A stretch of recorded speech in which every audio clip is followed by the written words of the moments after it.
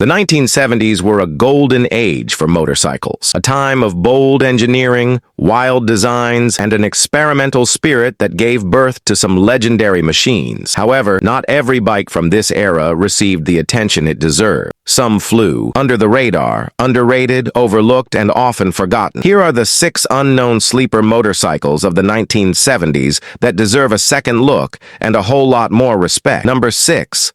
Kawasaki G5-100. The Kawasaki G5-100 is one of those motorcycles that quietly did everything right but remains largely forgotten today. Launched in the early 1970s, it wasn't built to chase headlines or impress magazine reviewers. It was small, simple, and affordable, which meant it was easily overshadowed by Kawasaki's bigger, faster, and flashier machines. Yet for those who knew, the Kawasaki G5-100 was a true sleeper bike hiding in plain sight. Its 6 cubic inch single-cylinder, 2-stroke engine embodied the no-frills reliability that made early Japanese dual sports so trustworthy. While larger bikes boasted advanced technology, the G5-100 stuck to the basics. Air cooling, a carburetor you could clean trailside, and mechanical simplicity that practically dared you to break it. What kept this bike under the radar was its size and purpose. It was too small to be a serious street machine and too modest to earn dirt racing glory. But that same lightweight design made it a joy to throw around on back roads and trails. With just 11 horsepower, it wasn't built for speed contests. But thanks to its feather-light weight, that power was more than enough to have fun. It could touch 60 mph.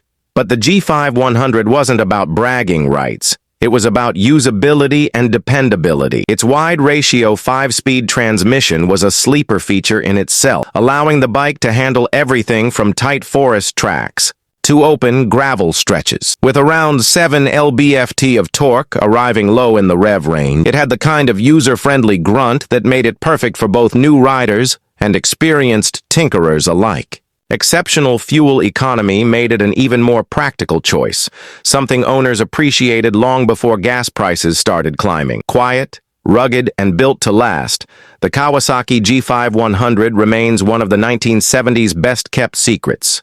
A bike that never asked for attention, but absolutely earned its place among the greats. Number 5. Suzuki GT550 Indy. If there was ever a 1970s motorcycle caught between two worlds, it was the Suzuki GT550 Indy. It wasn't a full-blown superbike like the famous Kawasaki Z1, but it was also more than just a simple commuter. The biggest reason it was overlooked, it landed in the middle of the horsepower wars, where only the fastest and flashiest bikes grabbed attention. As a result, the GT550 Indy was ignored, even though it quietly packed some of the most innovative engineering of its time. The GT550 was powered by a 33 cubic inch 2-stroke triple, an unusual engine layout even in the experimental era of the 1970. Instead of chasing sky-high revs, Suzuki tuned it for mid-range torque and smooth highway power, an approach few 2-strokes of the time took. Riders who gave it a chance were rewarded with a surprisingly refined ride, thanks in part to Suzuki's Ram Air system, which directed airflow to keep the engine cool. On paper, the GT550 Indy produced 50 horsepower, placing it below the leader class. Monsters dominating magazine covers. But its power band was so usable, with torque arriving early, that real-world riding felt much quicker than the numbers suggested. The bike could comfortably cruise at 70 mph without the high-revving buzz typical of 2-strokes from the same era. Where the GT550 Indy truly shined was in its versatility. It was sporty enough for backroad fun, yet relaxed enough for light touring, offering a rare balance for a 2-stroke triple. Riders could load it up for a weekend trip without feeling like they were punishing the engine.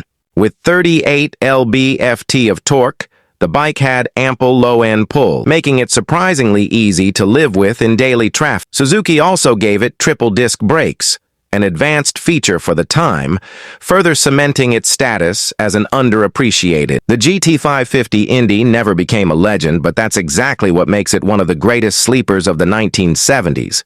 A bike that deserved far more respect than it ever received. Number 4. Yamaha TX750. The Yamaha TX750 had all the ingredients to be a breakthrough motorcycle of the 1970s, yet it ended up being one of the most misunderstood machines of its time. Yamaha envisioned it as the next-generation touring twin, aiming to merge Japanese engineering reliability with the soul and character of a classic British roadster. On paper, the concept seemed flawless. In reality, early missteps doomed its reputation before it ever had a fair chance. At the core of the TX750 was a 45 cubic inch parallel twin, an air-cooled four-stroke designed for riders who craved big bike comfort without excessive bulk. Yamaha equipped it with a modern overhead camshaft and a wide, smooth power band, setting it apart from the old-school British twins it sought to challenge. Producing 63 horsepower, the TX750 was a strong performer in its class when everything functioned as intended. Unfortunately,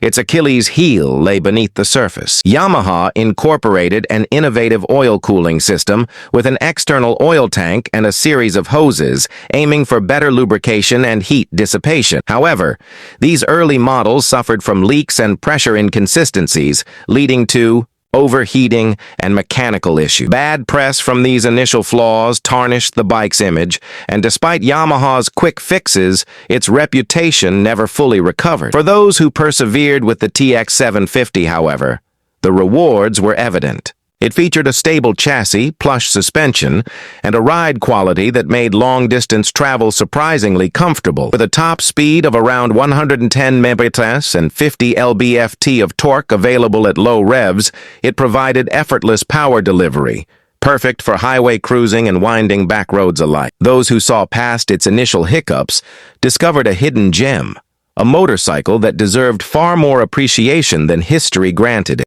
Number 3. Benelli 750 SE. When discussions arise about the most iconic motorcycles of the 1970s, the Benelli 750 SE is often left out, making it a textbook example of a true sleeper. This machine was far more than just another European sport bike. It was a milestone in motorcycle engineering, being the world's first production motorcycle to feature a 6-cylinder engine. Yet, despite its groundbreaking design, it remained in the shadows, known mainly by hardcore enthusiasts and collectors. Powering the 750 SE was a breathtakingly smooth 45 cubic inch inline 6, a configuration almost unheard of at the time. Unlike the aggressive, high-revving racing engines found in some superbikes, Benelli tuned this engine for refined, effortless performance. It delivered 71 horsepower with a silkiness that set it apart from traditional twins and fours, making for a ride that was as luxurious as it was exciting. But the brilliance of the 750 SE went beyond just the engine. With 45 lb-ft of torque on tap, it pulled confidently across the rev range, giving it the kind of effortless acceleration that made both city commuting and high-speed cruising a joy. The sound alone was unforgettable, with each of its 6 cylinders. Breathing through individual carburetors, it produced a distinctive wail that turned heads wherever it went. Despite boasting top-tier Italian styling, a distinctive 6x6 exhaust, and a top speed of around 118 mph, the 750 SE never achieved the fame it deserved. Limited production numbers and Benelli's relatively small global reach meant few riders ever got the chance to experience it firsthand. Yet for those lucky enough to own one, the Benelli 750 SE remains one of the greatest unsung motorcycles of the 1970s. A bike that blended innovation, performance, and timeless design while staying completely under the radar. Number 2. Honda CB500T blinked at the wrong moment in the mid-1970s, and you might have missed the Honda CB500T entirely. Released in an era when Honda's inline-4 models were grabbing all the headlines, this parallel twin was overlooked before it even had a chance to shine.